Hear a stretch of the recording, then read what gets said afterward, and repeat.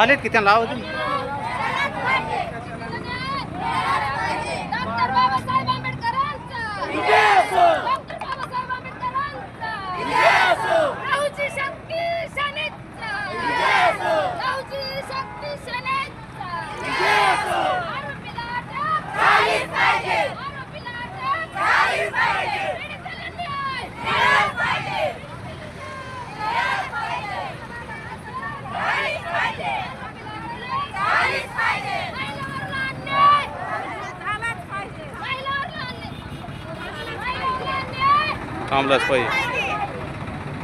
आरोपीला अटक झालीच पाहिजे आरोपीला अटक झालीच पाहिजे झालीच पाहिजे पीडितेला न्याय मिळालाच पाहिजे.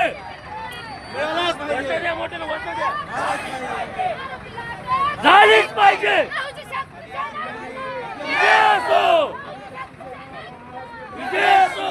राहुजी शक्ती सेनेचा विजय असो. डॉक्टर बाबासाहेब आंबेडकरांचा डॉक्टर बाबासाहेब आंबेडकरांचा विजय असो. विजय असो.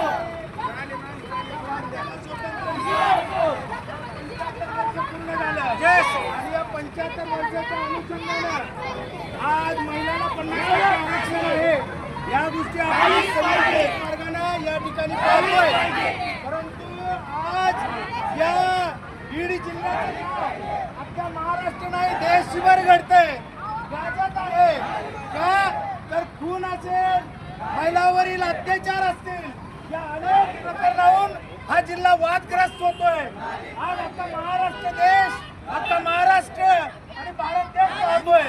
कारण हा बीड जिल्हा आपण सुरक्षित जिल्हा म्हणून पाहतोय. त्या अनुषंगाने आज आपल्या लक्षात येत आहे गेल्या 4 तारखेला एक गुन्हा घडतोय आणि ती मोठी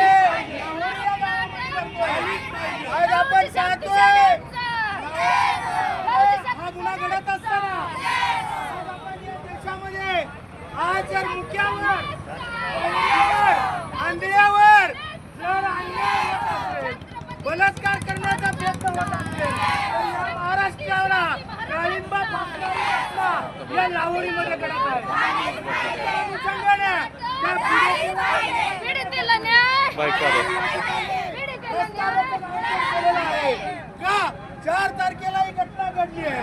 4 तारखेपासून या केज पोलीस स्टेशनला या गुन्ह्याचा एफआर दाखल आहे आणि त्या एफआरचा 360/25 यानुसार गुन्हा दाखल असून त्याच्यामध्ये 92 जे भारतीय संविधानिक कलम आहेत, आर्टिकल 92 असेल, आर्टिकल 74 असेल, आर्टिकल 333 असेल, याप्रमाणे गुन्हा दाखल आहे.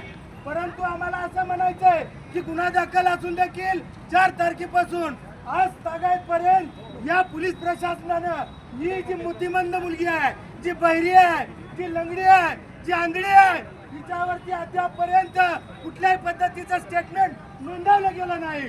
आणि आम्हाला खरोखर वाटतंय का हे स्टेटमेंट नोंदवलं जात नाही. कारण का जर बहिऱ्यावर असा अन्याय होत असेल, आंधळ्यावर अन्याय होत असेल, जर मुख्यावर अन्याय होत असेल, तर धडकी महिला या बीड जिल्ह्यामध्ये सुरक्षित आहे का? आणि हा सुरक्षिततेचा प्रश्न या ठिकाणी आम्हाला भेडसावतोय.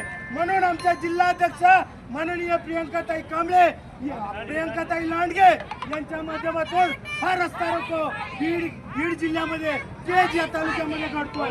दुसरा मुद्दा असा आहे, बांधवांनो बघा की याच केजमध्ये एक गुन्हा घडतोय. 16 वर्षाची जी मुलगी अल्पवयीन आहे आणि त्या मुलीच्या एका गालपाडे नावाच्या व्यक्तीनं जे एका पद्धतीनं अजिंक्य गालपाडे त्याने तो रेकॉर्डवरील गुन्हेगार वृत्तीचा, गुंड वृत्तीचा हा व्यक्ती असून त्यानं अल्पवयीन मुलीला पूस लावून पळवून नेलेला आहे.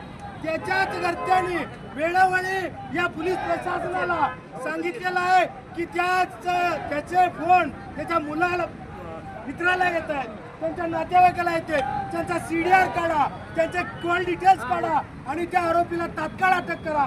मग आज गेल्या अनेक दिवसापासून ती गेल्या 18 तारखेपासून गेल्या महिन्यातल्या हा गुन्हा दाखल झाला असेल तर पोलीस प्रशासन यामध्ये कुणाला वाचवण्याचा प्रयत्न करतोय आणि कुणाला बचवण्याचा प्रयत्न करतोय. आमची या पद्धतीनं या ठिकाणी रास्त मागणी आहे का जर या माध्यमातून जर चार्जशीट या आरोपीला दिरंगाईच्या पद्धतीनं अटक नाही केलं तर त्या आरोपीला चार्जशीट वेळेत दाखल नाही केलं तर त्याचा वकील त्याला बेल मागणार आहे आणि तपासाच्या गुन्ह्यावर आरोपी मोकाट सुटतात आणि अशा प्रवृत्तीचा गुन्हे या ठिकाणी करण्यासाठी मोकाट आहेत.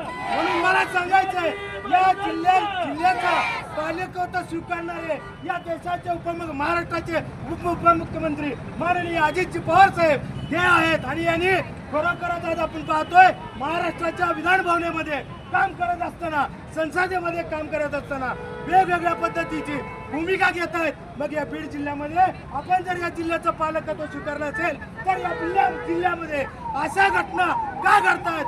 मग आपला या ठिकाणी खरोखरच लक्ष आहे का आणि आपण या जिल्ह्याचं पालकत्व स्वीकारलंय का हा जनतेला तुम्हाला आम्हाला पडलेला प्रश्न आहे. म्हणून मला आज सांगायचंय बीड जिल्ह्याच्या महिला सुरक्षित करायच्या असतील बीड जिल्ह्याच्या महिलेला संरक्षण द्यायचं असेल तर मी माननीय येथील पोलीस प्रशासनाचे माननीय तालुक्याचे DYSP असतील यांना विनंती करतो की आपण जाती स्वतः याच्यामध्ये लक्ष घालावं आणि तात्काळ आरोपीला अटक करावं अशी मी या ठिकाणी